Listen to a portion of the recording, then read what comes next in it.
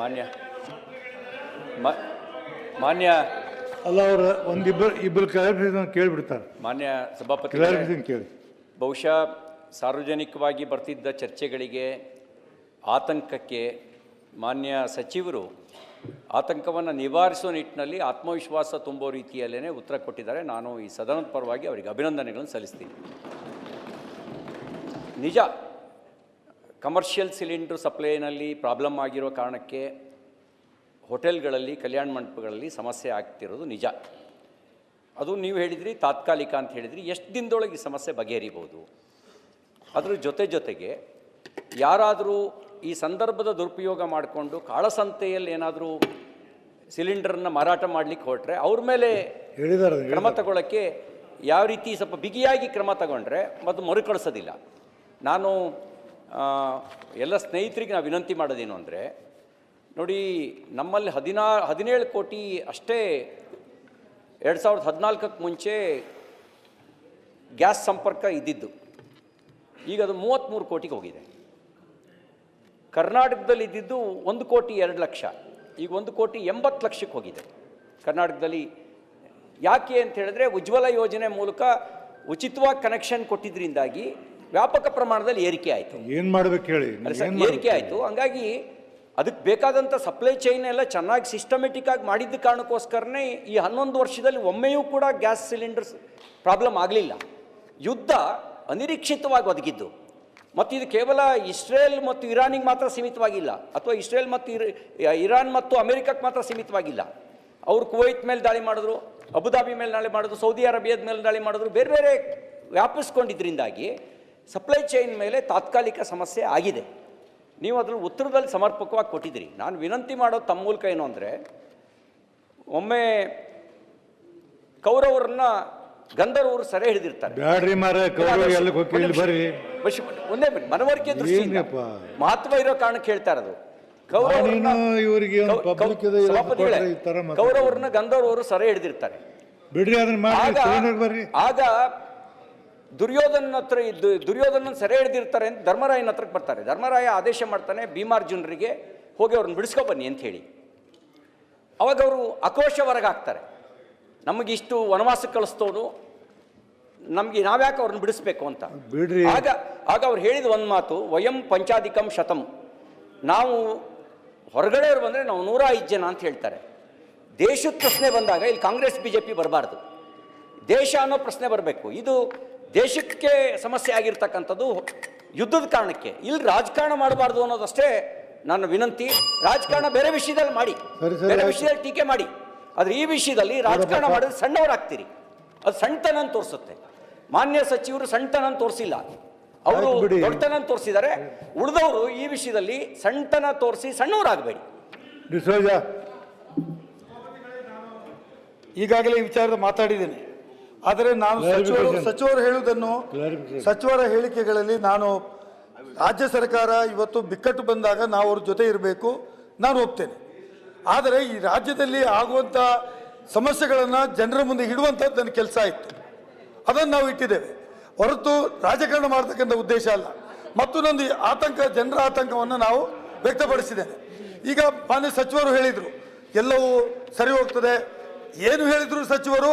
ಕೇಂದ್ರ ಸರ್ಕಾರವನ್ನು ಅವಲಂಬಿಸಿ ಅವರ ಹೇಳಿಕೆಯನ್ನು ಸಮರ್ಥಿಸಿಕೊಂಡು ಹೇಳಬೇಕೇ ಹೊರತು ಅವರ ಕೈಯಲ್ಲಿ ಏನಿಲ್ಲ. Because this is not A state subject. ಹಾಗಾಗಿ ಇವತ್ತು ದೇಶದ ರಾಜಕಾರಣದಲ್ಲಿ ಮೋದಿಯವರು ಏನು ವಿಶ್ವಗುರು, ನಾವು ಎಲ್ಲವೂ ಸರಿ ಮಾಡ್ತೇವೆ ಅಂತ ಹೇಳಿದವರು, ಇವತ್ತು ನಾವು ಎಲ್ಲಿಂದ ಅನಿಲ ತಗೊಳ್ಬೇಕು, ಅಮೆರಿಕದಿಂದ ತಗೊಳ್ಬೇಕು, ರಷ್ಯಾದಿಂದ ತಗೊಳ್ಬೇಕು, ಇದನ್ನು ಕೇಳುವ ಪರಿಸ್ಥಿತಿಗೆ ಬಂದದ್ದು ದುರದೃಷ್ಟ. So I say Indian foreign policy is fail. ಈ ಕ್ರೈಸಿಸ್ಗೆ ದೇಶದ ಪ್ರಧಾನಮಂತ್ರಿಗೆ ಕಾರಣ ಅಂತ ಹೇಳುವುದನ್ನು ಭಾರತವನ್ನು ಶಿವಕುಮಾರ್ ಸಭಾಪತಿಗಳೇ, ಕೊಡಪ್ಪ. ಮಾನ್ಯ ಸಭಾಪತಿಗಳೇ, ಈಗ food and civil supplies minister ಕೊಟ್ಟಿದ್ದಾರೆ. ಒಂದು ಕ್ಲಾರಿಫಿಕೇಶನ್ ಕೊಡಂಗಿಲ್ಲ, ಯಾಕಂದ್ರೆ ಇವತ್ತು ಕಮರ್ಷಿಯಲ್ ಸಿಲಿಂಡರ್ಸ್ ಬಗ್ಗೆ ಪ್ರಾಬ್ಲಮ್ ಇದೆ ಅಂತಂದ್ರು. ಕರ್ನಾಟಕದ 40%, ಇವತ್ತೇನಾದರೂ 14% ಎಕಾನಮಿ ಹೋಟ್ಲ್ ಇಂಡಸ್ಟ್ರಿ ಮೇಲಿದೆ. ಆ ಹೋಟ್ಲ್ ಇಂಡಸ್ಟ್ರಿ 40% ಅಲ್ಲಿ ಇವತ್ತು 40% ಎಂಪ್ಲಾಯ್ಮೆಂಟ್ ಕ್ರಿಯೇಟ್ ಮಾಡಿದ್ದಾರೆ ಹಾಸ್ಪಿಟಾಲಿಟಿ ಇಂಡಸ್ಟ್ರಿ. ಇವತ್ತು ಹೋಟ್ಲುಗಳು ಮುಚ್ಚಿದ್ರೆ ಲಕ್ಷಾಂತರ ಜನ ಕಾರ್ಮಿಕರಿಗೆ ತೊಂದರೆ ಆಗುತ್ತೆ. ಅವ್ರಿಗೆ ಫುಡ್ ಪ್ರೊಡಕ್ಷನ್ ಮಾಡಬೇಕು, ಇಲ್ಲಾಂದ್ರೆ ಊಟ ಇಲ್ಲ ಅಂದಿದ ತಕ್ಷಣ ಹೋಟ್ಲುಗಳು ಮುಚ್ಚುತ್ತೆ. ನನಗೆ ಏನಂತಂದ್ರೆ ಮಾನ್ಯ ಮಂತ್ರಿಗಳಲ್ಲಿ ವಿನಂತಿ, ಮನೆಗಳಿಗೆ ಎಷ್ಟು ನೀವು ಪ್ರಿಯಾರಿಟಿನೇ ಕೊಡಬೇಕಿಲ್ಲ ಅಂತಲ್ಲ, ಎಲ್ಲ ನಾರ್ತ್ ಈಸ್ಟ್ ಇಂದ ಎಲ್ಲ ಎಂಪ್ಲಾಯೀಸ್ನ, ಕುಕ್ಸ್ನ, ಚೆಫ್ಸ್ನ ಎಲ್ಲ ಕರ್ಕೊಂಡ್ಬಂದು ಇಟ್ಕೊಂಡ್ಬಿಟ್ಟಿದ್ದಾರೆ. ಒಬ್ಬೊಬ್ಬ ಚೆಫ್ಗೆ ಇವತ್ತು 1.5 ಲಕ್ಷ 2 ಲಕ್ಷ ಕೊಟ್ಟು ಹೋಟ್ಲುಗಳು ತಗೊಂಡ್ಬಂದು ಇಟ್ಕೊಂಡ್ಬಿಟ್ಟಿದ್ದಾರೆ. ಇವ್ರು ಏನಾದರೂ ನೀವು ಹೋಟ್ಲುಗಳು ಮುಚ್ಚಿದ್ರೆ ಇವ್ರಿಗೆಲ್ಲ ಬಹಳ ತೊಂದರೆ ಆಗುತ್ತೆ, ಮತ್ತೆ ಹೋಟ್ಲ್ ಇಂಡಸ್ಟ್ರಿನೇ ಸ್ವಲ್ಪ ಟರ್ಮೈಲ್ ಆಗ್ಬಿಡುತ್ತೆ.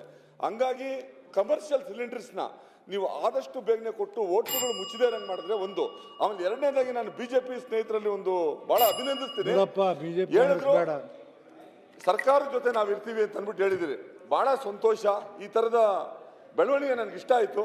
ಅದೇ ತರ ನಮ್ಮ ಇರಿಗೇಷನ್ ಮಿನಿಸ್ಟರ್ ಅವರಿಗೆ 5,300 ಕೋಟಿ ರೂಪಾಯಿ ಭದ್ರಾ ಯೋಜನೆಯಲ್ಲಿ ಬರಬೇಕು, ಅದನ್ನು ಕೊಡಿಸ್ಕೊಟ್ರೆ ಬಹಳ ಸಂತೋಷ ಅಂತೇಳಿ ಇದೇ ತರ ಸಹಕಾರ ನಿಮ್ದು ಇರಲಿ. ಸಚಿವರು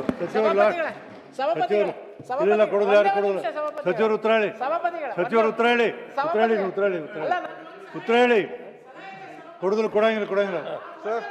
ಒಂದು ಜಸ್ಟ್ ಅಲ್ಲಿಗೆ ಹೋಗಿ ನೀವು. ಮಾನ್ಯ ಸಭಾಪತಿಗಳೇ, ಈ ಚರ್ಚೆ ಖಂಡಿತವಾಗಿಯೂ ಮುಖ್ಯವಾದಂಥ ಚರ್ಚೆನೆ ಮತ್ತು ಸಾರ್ವಜನಿಕರಿಗೆ ಯಾವುದೇ ರೀತಿಯ ಆತಂಕಕ್ಕೆ ಒಳಗಾಗದಿರ್ತಕ್ಕಂಥ ರೀತಿಯಲ್ಲಿ ನೋಡ್ಕೊಳ್ತಕ್ಕಂಥದ್ದು ಮತ್ತು ನೈಜ ಪರಿಸ್ಥಿತಿಗಳ ಬಗ್ಗೆ ಜನರಿಗೆ ಗೊತ್ತಾಗುವಂಥದ್ದು ಕೂಡ ಅಷ್ಟೇ ಮುಖ್ಯ ಇದೆ.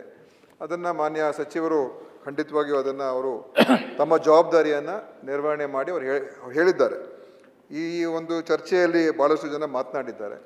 ಕೆಲವು ಕಡೆ ಯಾವ ರೀತಿ ಅದು ಬಿಂಬಿಸಿದ್ದಾರೆ ಅಂತ ಹೇಳಿದ್ರೆ 2014ನೇ ಇಸ್ವಿಯಿಂದ ಭಾಳ ಚೆನ್ನಾಗಿ ಭಾಳ ವ್ಯವಸ್ಥಿತವಾಗಿ ನಡೀತಾ ಇದೆ, ಅದ್ರ ಹಿಂದೆ ಸರಿಯಾಗಿ ನಡೀತಾ ಇರಲಿಲ್ಲ ಅಂತ ರೀತಿಯಾಗಿ ಕೂಡ ಕೆಲವರು ಹೇಳಿದ್ದಾರೆ. ಈ ಒಂದು ಗ್ಯಾಸ್ ವಿಚಾರದಲ್ಲಿ ಭಾಳ ಹಿಂದೆ ಸುಧಾರಣೆ ಆಗಿತ್ತು ಮಾನ್ಯ ಸಭಾಪತಿಗಳೇ. ಸುಧಾರಣೆಯಾಗಿ ಸರಿಯಾದ ರೀತಿಯ ಸರಬರಾಜು ಆಗುವಂಥದ್ದು ನಮ್ಮ UPA ಸರ್ಕಾರ ಇದ್ದಾಗಲೇ ಶುರುವಾಗಿತ್ತು. ಇವತ್ತು ನಾವು $100 ಮುಟ್ತದೆ ಆಯಿಲ್ ಅಂತ ಹೇಳಿ ಆತಂಕ ಪಡ್ತಾ ಇದ್ದೀವಿ. ಆವಾಗ 2000 ಬಹುಶಃ ಒಂದು 8-10 ವರ್ಷ ಕಾಲ $100, $120, $140 ಹೋಗಿತ್ತು. $140 ಇತ್ತು 2013-14ನೇ ಇಸ್ವಿವರೆಗೆ. ಆವಾಗ ಇರಾನ್ ಮೇಲೆ ಸ್ಯಾಂಕ್ಷನ್ಸ್ ಆಗಿತ್ತು, ಲಿಬಿಯಾ ವಾರ್ ಆಗಿತ್ತು, ಬೇರೆ ಬೇರೆ ಅನೇಕ ಘಟನೆಗಳಿಂದ ಮತ್ತು ವಿಶ್ವದ ಆರ್ಥಿಕ ಒಂದು ಬೇರೆ ಬೇರೆ ಬೆಳವಣಿಗೆಗಳಿಂದ ಅಂಥ ಪರಿಸ್ಥಿತಿಯಲ್ಲಿ ಲಕ್ಷಾಂತರ ಕೋಟಿ ಸಬ್ಸಿಡಿ ಮಾಡಿ ನಮ್ಮ UPA ಸರ್ಕಾರ ಜನರಿಗೆ ಗ್ಯಾಸು, ಪೆಟ್ರೋಲು, ಡೀಸೆಲ್ ಎಲ್ಲವೂ ಕೂಡ ನಾವು ಕೊಡ್ತಾ ಇದ್ದು. ಈ ನಮ್ಮ NDA ಸರ್ಕಾರ ಬಂದ ಮೇಲೆ ಏನು ವಿಶ್ವದಲ್ಲಿ ಬೆಲೆಗಳು ಹೆಚ್ಚಾದಾಗ ಅವರು ಬೆಲೆಗಳು ಹೆಚ್ಚು ಮಾಡ್ತಾ ಇದ್ರು. ವಿಶ್ವದಲ್ಲಿ ಆಯಿಲ್ ಬೆಲೆ ಕಮ್ಮಿ ಆದಾಗ ಅದನ್ನು ಅವ್ರು ಏನು ಮಾಡೋದು ಅಂದರೆ ನಮ್ಮ ಗ್ರಾಹಕರಿಗೆ ಆ ಕಮ್ಮಿ ಬೆಲೆಯನ್ನು ಅವರು ಟ್ರಾನ್ಸ್ಫರ್ ಮಾಡಲಿಲ್ಲ. ಆ ಕಮ್ಮಿ ಬೆಲೆ ಮೇಲೆ ಹೆಚ್ಚು ತೆರಿಗೆ ಹಾಕಿ ಕೇಂದ್ರ ಸರ್ಕಾರ ಲಕ್ಷಾಂತರ ಕೋಟಿ ಲಾಭ ಮಾಡಿಕೊಂಡ್ರೆ ಹೊರತು ಗ್ರಾಹಕರಿಗೆ ಯಾವುದೇ ರೀತಿಯ ಅವರು ಅನುಕೂಲ ಮಾಡಿಕೊಡ್ಲಿಲ್ಲ. ಸೊ ಅಂಥ ಒಂದು ಕಷ್ಟಕರವಾದಂಥ ಪರಿಸ್ಥಿತಿ ನೋಡ್ರಿ. ನಿಮಗೆ ಇಷ್ಟ ಆದದನ್ನು ನೀವು ಹೊಗಳ್ತೀರಾ, ನಿಜಾಂಶ ನಾನು ಹೇಳ್ತಾ ಇದ್ದೀನಿ, ಸ್ವಲ್ಪ ತಿಳ್ಕೊಳ್ಳಿ, ಕೇಳ್ಕೊಳ್ಳಿ. ಹೆಚ್ಚಿನ ವಿಡಿಯೋಗಳಿಗೆ ಪ್ರತಿಧ್ವನಿ ಯೂಟ್ಯೂಬ್ ಚಾನೆಲ್ ಸಬ್ಸ್ಕ್ರೈಬ್ ಮಾಡಿ, ಬೆಲ್ ಐಕಾನ್ ಕ್ಲಿಕ್ ಮಾಡಿ.